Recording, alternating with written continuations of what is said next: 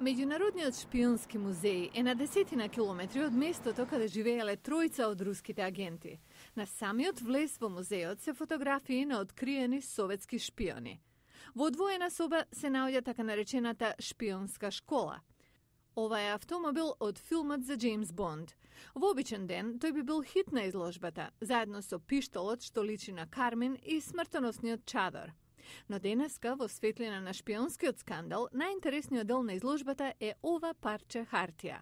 На него е напишана тајна порака. Историчарот Марк Стат вели дека тоа е методот на пренесување информации користен од неодамна депортираните руски агенти. Овде имаме сметка, а под неја има скриена порака што се појавува под ултравиолетова светлина. Има многу различни начини оваа да се прави, но ова е многу традиционална техника што е во употреба еден век и русите ја употребиле и во овој случај. Неколку чекори понатаму, веќе сте наблюдувани. Ние мислевме дека само нашата камера снима. Имало друга, скриена во очила. Веднаш до куклата има куферче. Ако некој посегне по него, ќе го удри со електричен шок.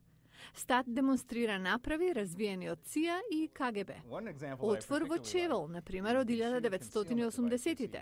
Или шише за водка, или контейнер за крема за лице, користени за пренос на микрофилм. Или овој подарок, даден на американскиот амбасадор од советски пионери.